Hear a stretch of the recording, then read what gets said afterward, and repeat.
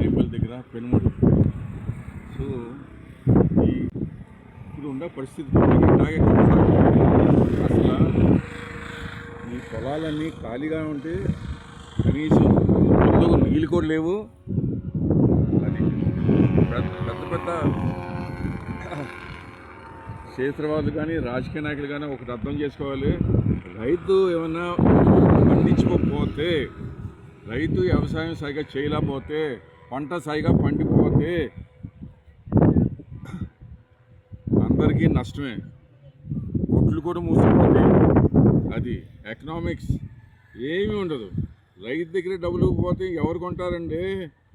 అది ఏం తింటారయ్యా? తింటారా? పెద్ద ప్రిన్సిపల్ సెక్రటరీలను, అలాగే చీఫ్ సెక్రటరీలను ఎంత ఐఏఎస్ పాస్ అయినా తినాల్సింది 2 ముతుకులు అన్నమును, లేకపోతే చపాతీలు ఇత తినాలయ్యా. అర్థమైందా? అది దీన్ని బట్టి చూస్తుంటే ప్రస్తుతం పరిస్థితి వ్యాపార రంగాలన్నీ దెబ్బతింటే అది ఏమి పరిస్థితి బాగోలేదు. రైతు అసలు రైతు కన్నీరు అయితే ఆ కన్నీరు కూడా మంట రేగల్లాగా లేగుతాయి. కన్నీరు కూడా మంట రేగల్లాగా లేస్తాయి. జనాలు అర్థం చేసుకోవాలి. అది నా అనుభవంతో నేను చెప్తున్నాను. అది మొత్తం ఎకనామిక్స్ మొత్తం వ్యాపార రంగం అసలు మొత్తం అంతా దెబ్బతింటుంది. ప్రస్తుతం పరిస్థితి పోతే వాందేవుడు కూడా కరుణిస్తలేదు.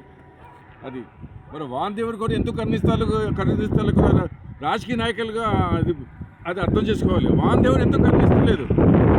మహాపండితులు వాళ్ళు చెప్పాలి. అసలు వాందేవుడు ఎందుకు కరుణిస్తలేదు ఇన్నాళ్ళ నుంచి? కృష్ణా జిల్లా కానీ, గుంటూరు జిల్లా కానీ, బాపట్ల జిల్లా కానీ ఎందుకు వాందేవుడు కరుణిస్తలేదు? ఈ $1 మిలియన్ క్వశ్చన్. వాందేవుడు ఎందుకు కరుణిస్తలేదు అంటే అంత పాపత్లో ఉండారా అని వాందేవుడు ఎందుకు కరుణిస్తలేదు?